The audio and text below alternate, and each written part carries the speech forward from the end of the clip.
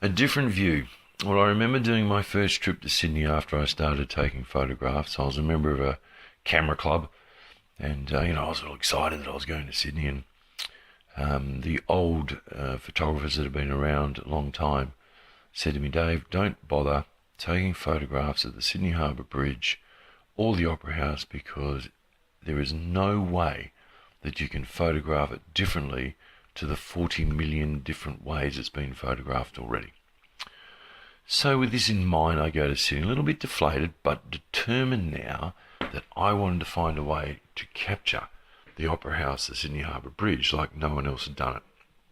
I was in Sydney for 6 days. For 5 days, I wandered around trying to find that uniqueness. Couldn't find it. On the 6th night, and I flew out at 6 o'clock the next morning, or 6:30 the next morning on the flight back to Perth. At 11:54 p.m, I came across what I believe to be an old gun turret building that had a big arched doorway, and on one side it had a little tiny arched window.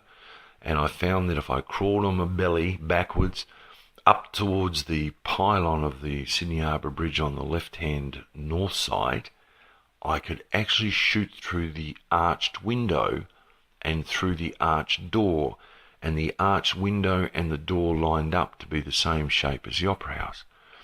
I needed 4 seconds of exposure to make this, 4 minutes of exposure to make this image happen, and during that 4 minutes, I ran down into the actual building itself, the little building itself, with a flash and popped flashes off to light up the inside.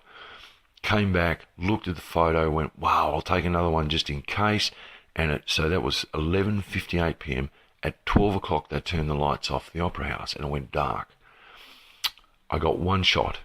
6 o'clock that night, I flew back to Perth. This is a different view.